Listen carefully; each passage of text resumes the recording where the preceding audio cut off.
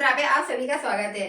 दोस्तों, आज हम कुर्सी पर बैठे बैठे कुछ ऐसे व्यायाम करने वाले हैं जिनसे कि आप बुढ़ापे तक बिल्कुल चुस्त दुरुस्त बने रहेंगे। यानी कि आपके जितने भी शरीर के अंग हैं, जोड़ है, वो अच्छे से काम करते रहेंगे। क्योंकि जैसे जैसे बुढ़ापा आता जाता है वैसे वैसे हमारे जोड़ जो है दर्द होने लगते हैं, उनमें अकड़न आ जाती है, उनमें जो एक लचीलापन फ्लेक्सिबिलिटी रहती है वो नहीं बचती है, जिसके कारण कि हमें गठिया जैसी प्रॉब्लम, अर्थराइटिस जैसी समस्या देखने को मिलती है। क्योंकि जैसे जैसे बुढ़ापा आता है शरीर में कैल्शियम की कमी और भी मिनरल्स की कमी हो जाती है। तो हमें अपने जोड़ों को किस तरह से मूव करते रहना चाहिए जो कि ये बुढ़ापे में यानी कि हमको दिक्कत ना दे, या बुढ़ापे में भी दिक्कत देते हैं। किसी किसी को तो सारा दिन जैसे कुर्सी में ऑफिस में बैठने का काम होता है, वो लोग भी सारा दिन बैठे रहते हैं एक ही पोजीशन में, तो उन लोगों को भी जोड़ों दर्द की समस्या हो जाती है। तो चलिए आज हम इन सारी समस्याओं को दूर करने के लिए करते हैं कुछ सूक्ष्म व्यायाम। यानी कि हमारे शरीर में जितने भी जोड़ हैं उन सब अंगों के लिए हमें कुछ व्यायाम करने होंगे। शुरू करते हैं हम ऊपर से। सबसे पहले हमारा जोड़ आता है हमारी नेक यानी कि गर्दन। गर्दन में भी लोगों को ऐसी अकड़न हो जाती है कि सर्वाइकल की समस्या हो जाती है। बहुत से लोगों को तो गर्दन में मोटा सा पट्टा भी बंध जाता है। तो ये सारी समस्याएं ना हो, इसलिए हमें अपने जोड़ों को हमेशा मूव करते रहना चाहिए। चलिए हम करते हैं फर्स्ट एक्सरसाइज गर्दन की। सबसे पहले हमें गर्दन की एक्सरसाइज करनी है। उसके लिए हमें ऐसे सीधे बैठ जाना है। आपको चेयर पे बैठ, जैसे बुढ़ापे में लोग पलथी मार के बिस्तर पर या जमीन पर नहीं बैठ सकते हैं, तो वो लोग चेयर पर इस तरह बैठ के आसानी से एक्सरसाइज को कर सकते हैं। क्योंकि बिस्तर पे बैठ के आप पैर फैला के जो एक्सरसाइज है वो कर सकते हैं, लेकिन जो पलथी मार के करनी होती है उसको आपको करने में दिक्कत होगी। चेयर पे बैठ के आसानी से सभी लोग कर लेंगे। तो आप इस तरह से चेयर पे बैठ जाइए। चेयर में हैंडल है तो अच्छी बात है, नहीं है तो भी आपके पास जैसी चेयर है वैसी चेयर का आप यूज कर सकते हैं। इस तरह आप बैठ जाइए। बिल्कुल पीछे ऐसे टिक के नहीं बैठना है, शोल्डर को पीछे नहीं करना है, सीधे बैठना है, स्पाइन को सीधा रखना है और गर्दन को सीधा रखना है। सबसे पहले हम गर्दन की एक्सरसाइज करते हैं। हमको श्वास, गहरी लंबी श्वास लेनी है और फिर उतनी ही लंबी छोड़नी है। चलिए हम करते हैं।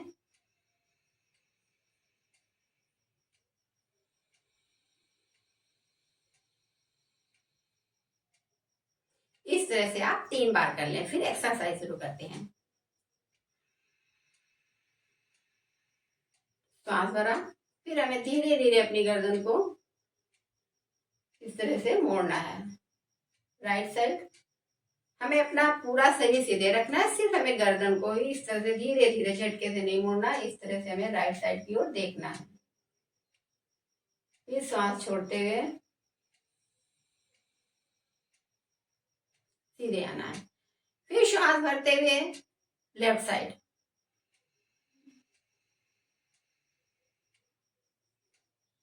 सांस छोड़ते हुए सामने,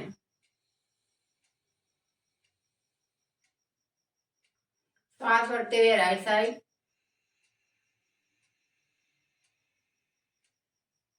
सांस छोड़ते हुए सामने, सांस छोड़ते हुए लेफ्ट साइड,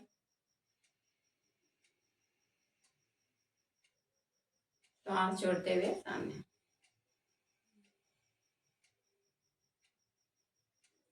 इस तरह से हमें ये एक्सरसाइज करनी है।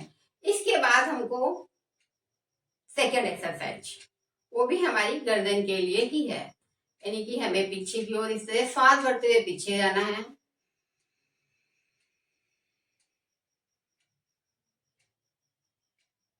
श्वास छोड़ते हुए आगे आना है। हम सामने भी देख सकते हैं, और जिन लोगों को शोल्डर में कोई प्रॉब्लम है वो लोग सिर्फ सामने देखें। जिन लोगों को शोल्डर में समस्या नहीं है वो लोग अपनी गर्दन को नीचे भी इस तरह कर सकते हैं।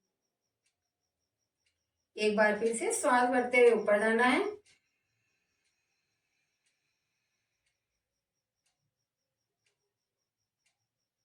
श्वास छोड़ते हुए नीचे,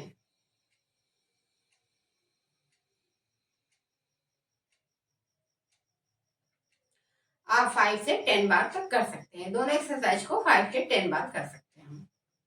इसके बाद हमें करना है शोल्डर की। जो हमारे सेकंड जोड़ आते हैं वो शोल्डर आता है। शोल्डर के लिए हमें क्या करना होगा, करने के लिए हमें दोनों हाथों को इस तरह टाइट से सीधा रखना है और फिर हमें सांस भरते हुए हाथ को ऊपर ले जाना है, फिर सांस छोड़ते हुए हाथ को नीचे लाना है और जब ये हाथ नीचे आने के साथ साथ में ये हाथ ऊपर हमारा जाएगा। सांस को लेते और छोड़ते रहना है। चलिए देखते हैं फिर से।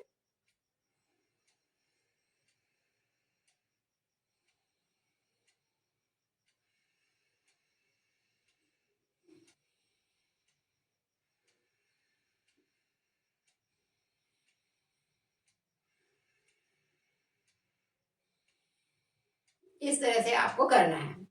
हाथों को बिल्कुल सीधा तान के रखना है, जैसे कि आपने कस के कुछ पकड़ा हुआ है। बिल्कुल ढीला हाथों को इस तरह से नहीं छोड़ना है, बिल्कुल ऐसे करना है और सीधे ऊपर ले जाना है। जितना आपका इतना ऊपर जा रहा है जितना ले जाइए, धीरे धीरे आपका पूरा ऊपर जाने लगेगा।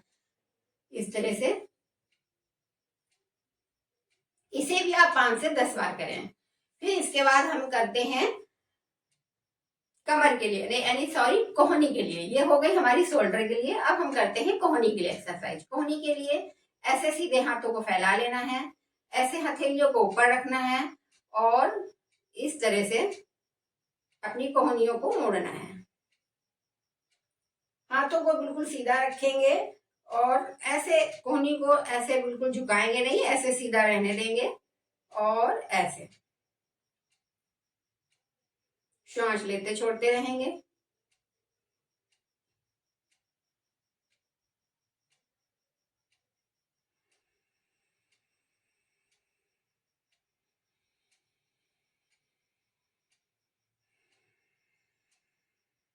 इसे भी आप कम से कम 10 बार करें। इसके बाद हमें करना होगा हाथों की, अपनी उंगलियों की एक्सरसाइज। ऐसे हाथों को पूरा फैला लें और इस तरह से मुट्ठी बंद करें। ये है हमारी उंगलियों की एक्सरसाइज। देखिए, जब हम सारे जोड़ों की एक्सरसाइज करनी है तो इसलिए जब हम इस तरह से मुट्ठी बंद करते हैं, साथ में अंगूठे को भी इस तरह बंद करना है, तो ये सिर्फ हमारे ये जो जोड़ है इनकी होती है, लेकिन ये हमारा सेकेंड जोड़ जो ऊपर वाला जोड़ होता है इसकी नहीं होती है। तो हमें पहले यूं करना है, फिर यूं करना है, फिर यूं करना है और फिर यूं करना है। इस तरह से हमें करनी है ये उंगलियों की एक्सरसाइज। इसको भी आप कम से कम 15 से 20 बार तक खोले और बंद करें। इसके बाद हम करते हैं कलाई की। इस तरह से कलाई को मोड़े, श्वास लेते रहें और छोड़ते रहें, नॉर्मल ब्रीदिंग करते रहें, क्लॉकवाइज और एंटी क्लॉकवाइज।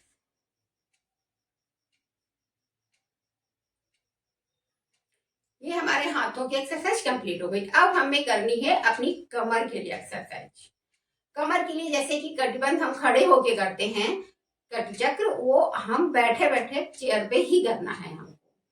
जैसे बुजुर्ग लोग हैं, खड़े नहीं हो सकते हैं ज्यादा देर, खड़े होके उनका बैलेंस बिगड़ जाएगा करने में या कुछ भी, उन्हें ज्यादा खड़े नहीं रहते बनता है, या उनके गांठों में जोड़ों में दर्द बहुत जाता है जिस कारण खड़े नहीं रह सकते, वो लोग कुर्सी पर बैठे बैठे ही आसानी से, क्योंकि आज की जो ये एपिसोड है ये सिर्फ कुर्सी पे बैठे बैठे एक्सरसाइज करने के लिए है।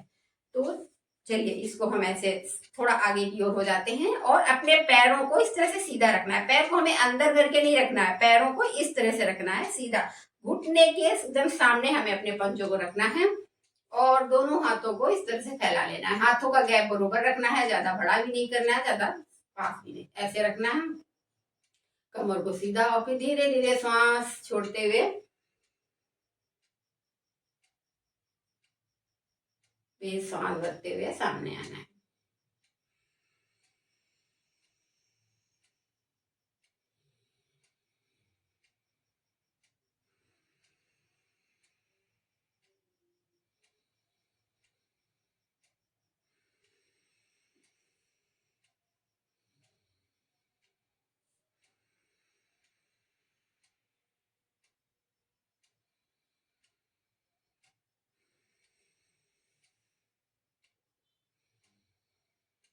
देखिए ये एक्सरसाइज करने में हमें अपने कमर को सिर्फ मूव करना है, पूरी बॉडी को, हमारा ये जो शरीर है ये बिल्कुल सीधा ऐसे ही रहेगा, सिर्फ हमें कमर से ऐसे मूव करना है, इस तरह से सिर्फ हमारी कमर ही मूव होगी और ऐसे सीधे आना है, फिर हमें इस तरह से ऐसे जाना है।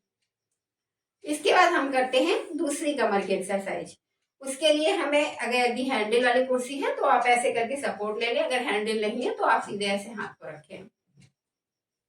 एक हाथ को ऐसे रखना है, दूसरे हाथ को ऐसे ऊपर उठाना है। सांस बढ़ते हुए ऐसे नीचे को झुकाएंगे, फिर सांस छोड़ते हुए ऊपर आएंगे।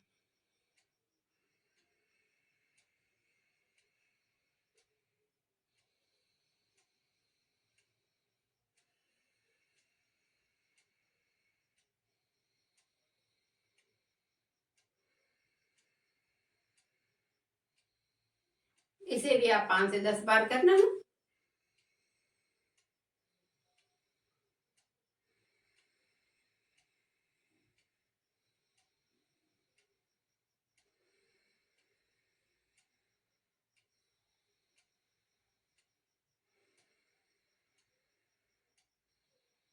हाथ को आप यहाँ तक भी ला सकते हैं, नहीं आप सिर्फ यहाँ तक भी करके कर सकते हैं इस एक्सरसाइज को।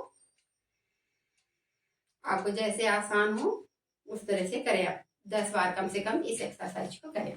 सांस लेते और छोड़ते रहे, गहरी सांस भरें और गहरी सांस छोड़ें। इसके बाद हमको करना होगा, ये हो गई हमारी कमर की एक्सरसाइज। अब हमें करना होगा अपने घुटनों के लिए एक्सरसाइज। घुटनों के लिए देखिए, जो सबसे पहले तो हमें अपने घुटनों को अंदर की ओर ऐसे घसीटना है और छोड़ना है, फिर यो घसीटना है, फिर इसे छोड़ना है, फिर ऐसे घसीटना है, फिर छोड़ना है। ये हमारे घुटनों के लिए, घुटनों को मूव करने के लिए बहुत ही अच्छी एक्सरसाइज है। थोड़ा सा अपनी एड़ी को ऊपर उठाना है और इस तरह से घुटनों को अंदर की ओर खींचना है। ये आपको अभी इस तरह से बैठे हैं इसलिए दिख नहीं रहा होगा, लेकिन आप इसी तरह से इसको ऐसे करें। 10 बार कम से कम ऐसे करें आप इसको। इसके बाद आपको धीरे धीरे अपने पैरों को ऊपर उठाना है, एक एक पैर से करना है। थोड़ा आगे की ओर बैठ जाएं। धीरे धीरे अपने पंजे को ऊपर उठाएं, जितना ऊपर उठा पाते हैं उतना ऊपर उठाएं, फिर नीचे रखते हैं, फिर इसी तरह से, फिर नीचे, फिर ये भी आप कम से कम 10 बार तक करना है आपको। इस तरह से ऊपर उठाना, जितना आप ऊपर उठा सकते हैं आप ऐसे सपोर्ट लेके बैठ जाइए, ऐसे उठाइए। जब सपोर्ट ले लेंगे तो आप आराम से इस तरह से उठा पाएंगे। फिर धीरे धीरे दूसरे पैर को भी इसी तरह से करना है। आप धीरे धीरे ऊपर उठाइए, जितना आपका ऊपर जा रहा है उतना आप ऊपर उठाएं। 10 बार दोनों पैरों से हमें ये एक्सरसाइज करनी है। इसके बाद हमें करना है अपने पंजों की एक्सरसाइज, यानी कि अपने एंकल की। हमें अपने पंजों को इस तरह से,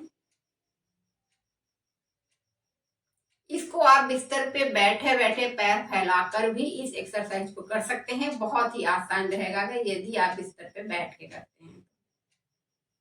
अगर आप चेयर पे बैठे हैं तो चेयर पे बैठिए, एंकल और एंटी क्लॉकवाइज और क्लॉकवाइज, इसी तरह से दोनों बार दोनों तरफ से कर लेना है आपको, इस पैर से भी।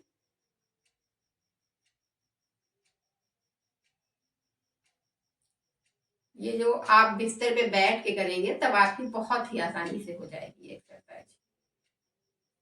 इसके बाद आपको दोनों पैरों की उंगलियों को इस तरह से, साथ में अंगूठा भी, और जो ये साइड वाली उंगली सबसे छोटी वाली होती है ये जल्दी लोगों की मुड़ती नहीं है, लेकिन आपको कोशिश करनी है कि सारी उंगलियां हमारी इस तरह से मुड़े, इस तरह से।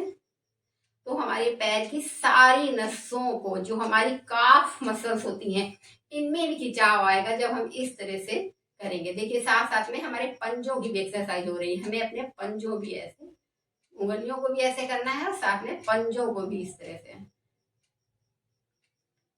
ये जो है हमारे एंकल की, उंगलियों की और पंजों की सारी एक्सरसाइज जो पैरों की हो गई। कॉफ मसल्स की भी एक्सरसाइज हो गई, क्योंकि उंगलियों से ही हमारी पैरों की सारी नसें जाती। इसे कम से कम आप 20 बार करेंगे तो ये आपके लिए बहुत ही बेस्ट रहेगी। की एक्सरसाइज, बहुत ही फायदेमंद एक्सरसाइज है। ये हमारी सारी बंद नसों को भी खोल देती है, एक्टिव करती है, हमारी काफ मसल्स की नसों को भी एक्टिव करती है। ये बहुत ही बेस्ट एक्सरसाइज है। तो इस तरह से आप पूरी बॉडी की एक्सरसाइज करके अपने आप को बुढ़ापे तक बिल्कुल स्वस्थ बना सकते हैं, बिल्कुल स्वस्थ रह सकते हैं और बिल्कुल एक्टिव रह सकते हैं। क्योंकि जब आपका शरीर पूरा मूव रहेगा, उसमें एक फ्लेक्सिबिलिटी रहेगी, लचीलापन रहेगा, तो आप ऑटोमेटिक ही स्वस्थ रहेंगे। आपको कभी बुढ़ापा नहीं आएगा, उठने बैठने में कोई भी प्रॉब्लम नहीं होगी। तो आप ये सारी एक्सरसाइज करें, स्वस्थ रहें, निरोग रहें। धन्यवाद।